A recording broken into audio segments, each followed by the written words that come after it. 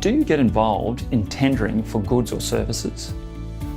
If so, you should be aware that there are particular legal requirements which apply to tender processes.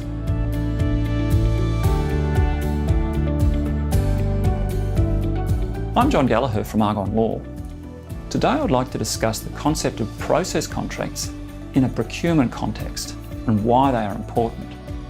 What is a process contract and how are they relevant to procurement? A process contract is a special type of contract between a principal who runs the tender and proponents who lodge offers in response to the tender. The process contract governs the tender process. Process contracts are distinct from supply contracts, which are contracts for the supply of goods and services that come into existence once the tender is finished.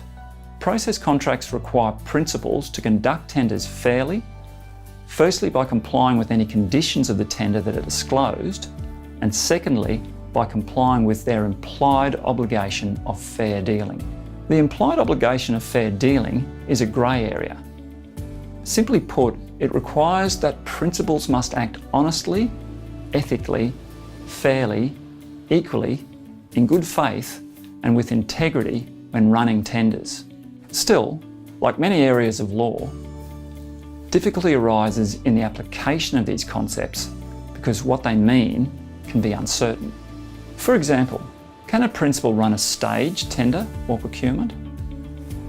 What if a principal receives or is offered an inducement? Does the requirement for equality translate to equal treatment, or does it mean something else? Can parties specifically negotiate on the issue of price during a tender evaluation? And if not, are other strategies available?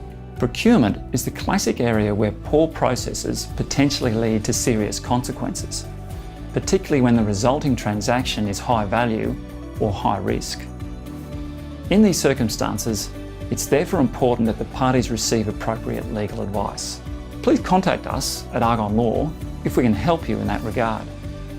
And if you found this video useful and would like to hear more, then click below to subscribe to our video blog and have a look at our website.